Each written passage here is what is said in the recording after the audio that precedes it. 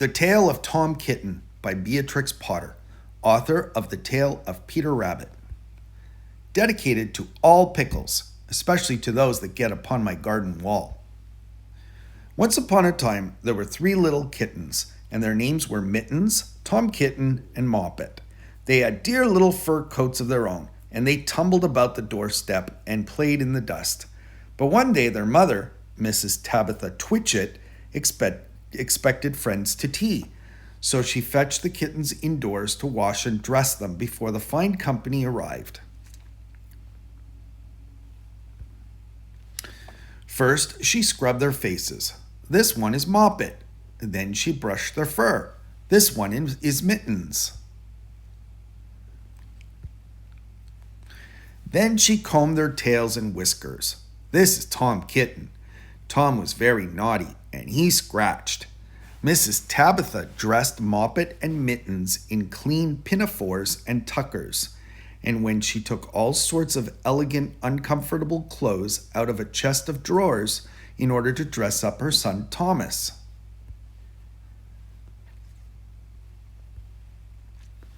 Tom Kitten was very fat, and he had grown. Several buttons burst off.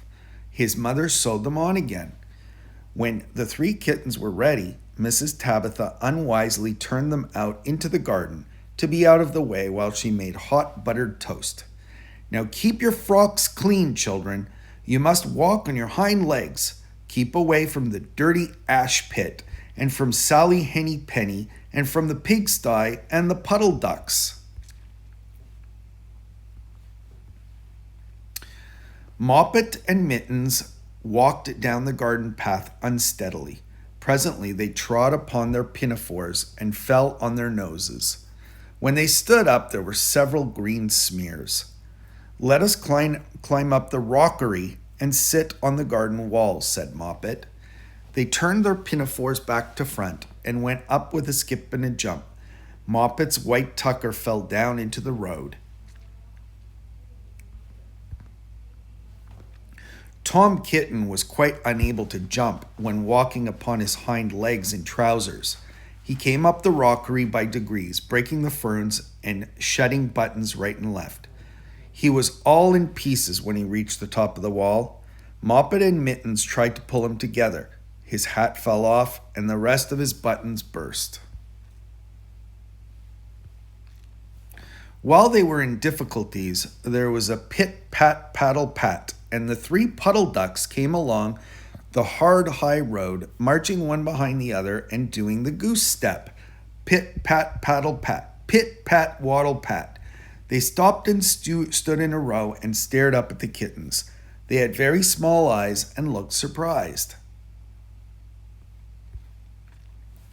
Then the 2 duck birds, Rebecca and Jemima Puddle Duck, picked up the hat and tucker and put them on. Mittens laughed so that she fell off the wall. Moppet and Tom descended after her. The pinafores and all the rest of Tom's clothes came off on the way down. "Come, Mr. Drake Puddle Duck," said Moppet. "Come and help us to dress him. Come and button up Tom." Mr. Drake Puddle Duck advanced in a slow sideways manner and picked up the various articles. But he put them on himself. They fitted him even worse than Tom Kitten. "It's a very fine morning," said Mr. Drake Puddle Duck. And he and Jemima and Rebecca Puddle Duck set off up the road, keeping step. Pit-pat-paddle-pat, pit-pat-waddle-pat. Then Tabitha Twitchit came down the garden and found her kittens on the wall with no clothes on. She pulled them off the wall, smacked them, and took them back to the house.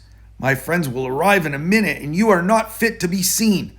I am affronted," said Mrs. Tabitha Twitchit.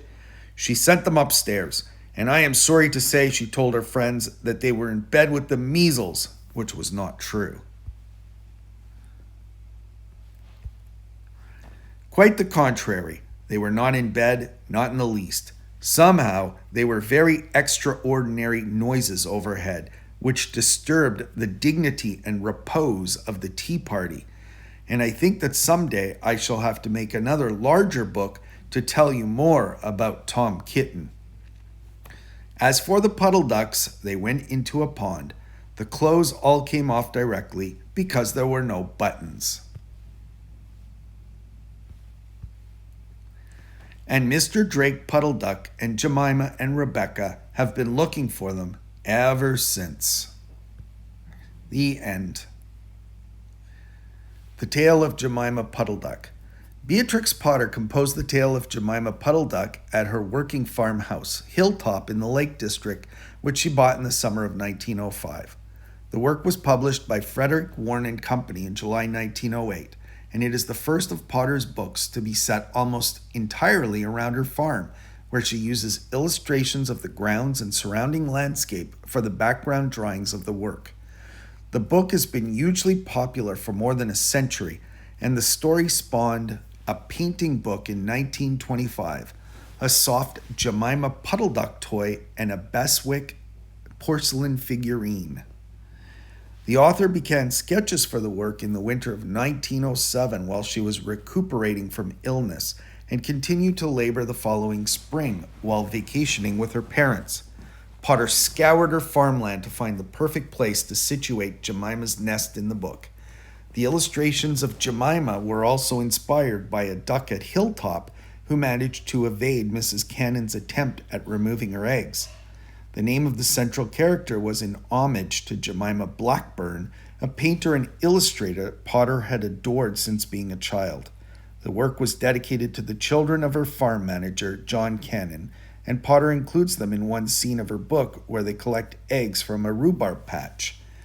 The story centers on Jemima Puddle Duck, who frequently has her eggs confiscated by the farmer. Jemima determines to find a safe place to lay and incubate her eggs when she encounters a charming fox dressed like a gentleman. He persuades her to the nest in his shed, and the tale begins to mirror Little Red Riding Hood.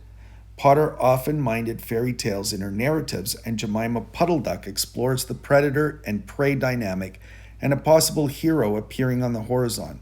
The fox is one of Potter's most effective and dangerous villains, the charming facade of a cunning, cold killer.